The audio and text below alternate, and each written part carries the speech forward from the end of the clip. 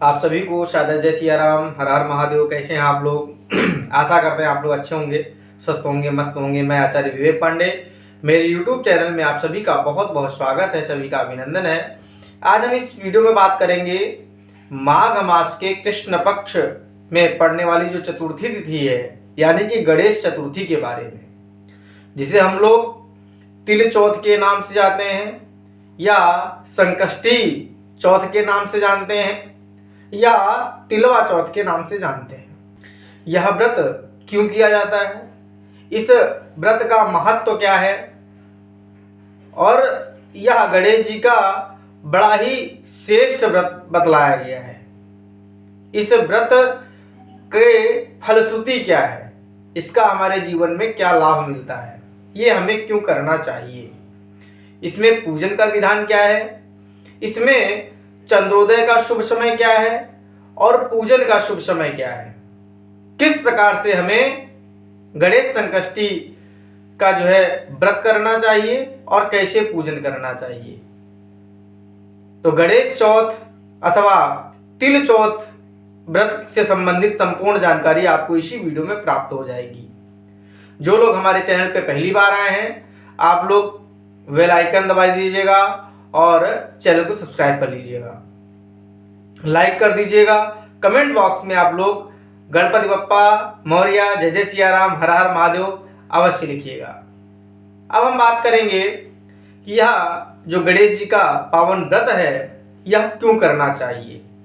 यह व्रत अपने घर में सुख शांति समृद्धि की प्राप्ति के लिए किया जाता है, अपने सौभाग्य की, अपने संतति की रक्षा के लिए किया जाता है, और विशेष तौर पे यह व्रत अपनी संतान के लिए किया जाता है।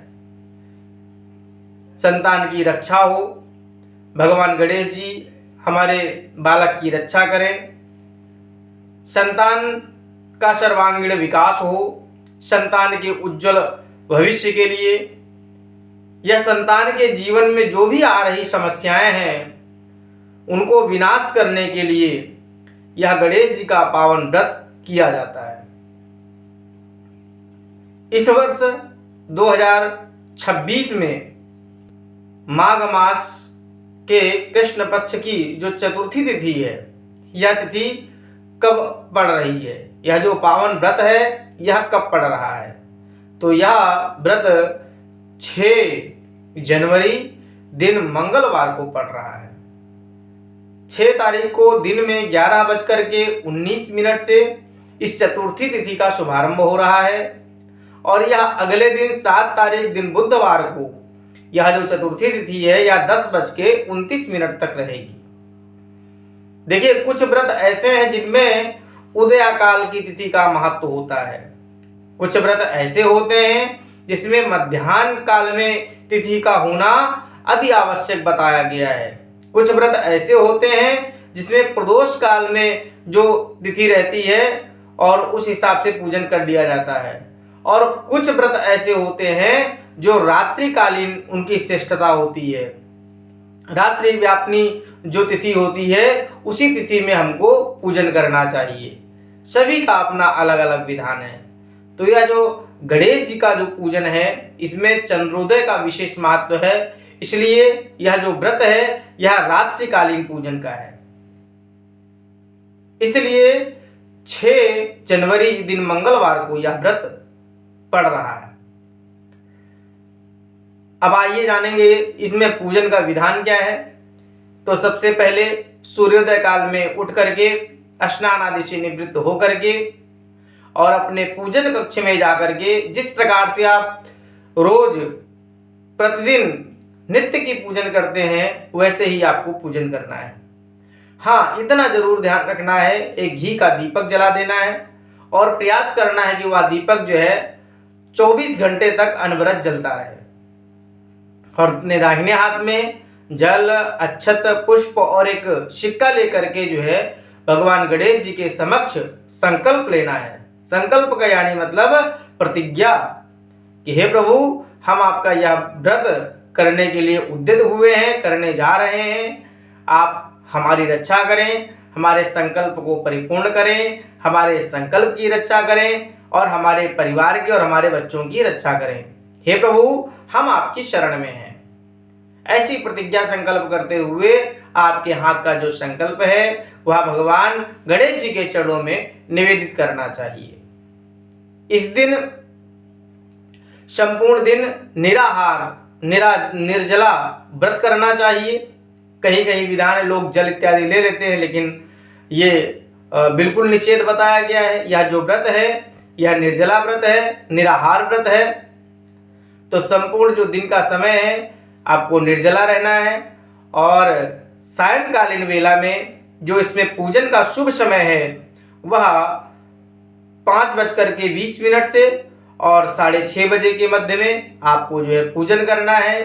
पूजन की विधि ये है कि भगवान गणेश जी, माता गौरी जी, उनको विराजमान कर लेना है और कलश भगवान की स्थापना करना है, वरुण देव भगवान का पूजन करना है और एक थाली में चंद्रमा की हल्दी से जो है आकृति बना लेना है। हल्दी से या चावल से भी आप बना सकते हैं, सफेद चावल से चंद्रमा बना सकते हैं।